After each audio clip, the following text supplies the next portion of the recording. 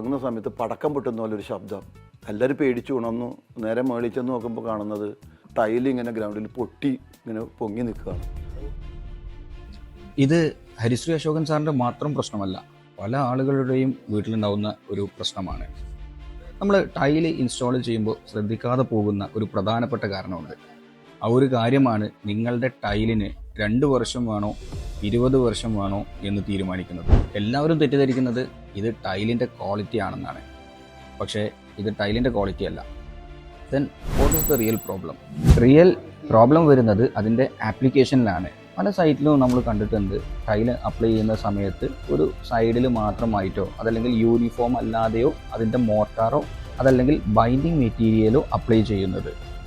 ഇത് കാരണം ടൈൽസിൻ്റെ ഇടയിൽ എയർ പോക്കറ്റുകളും എയർ ഗ്യാപ്പുകളും ഉണ്ടാവാനുള്ള സാധ്യത വളരെ കൂടുതലാണ്. സോ എയർ ഗ്യാപ്പ് വരുമ്പോൾ അതിൻ്റെ മുകളിൽ ലോഡ് വന്നാൽ ടൈല് ക്രാക്ക് ആവും.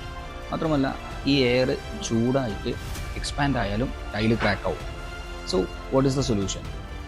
സൊല്യൂഷൻ വളരെ സിമ്പിളാണ്. നമ്മൾ ടൈല് അപ്ലൈ ചെയ്യുന്ന സമയത്ത് നോച്ച് ട്രവൽ ഉപയോഗിച്ചുകൊണ്ട് കൃത്യമായിട്ട് യൂണിഫോം ആയിട്ട് വേണം നമ്മുടെ മോട്ടാർ അപ്ലൈ ചെയ്യാൻ. മാത്രവുമല്ല ഒരു റബ്ബർ മെലറ്റ് ഉപയോഗിച്ചുകൊണ്ട് നമ്മുടെ ടൈല് ഫിക്സ് ചെയ്യുന്ന സമയത്ത് അതിൻ്റെ സൈഡിലായിട്ട് ചെറുതായിട്ടൊന്ന് ടാപ്പ് ചെയ്ത് കൊടുക്കുന്നതും നല്ലതാണ്. അതല്ലെങ്കിൽ ടൈല് വൈബ്രേറ്റർ യൂസ് ചെയ്താലും നല്ലതാണ്.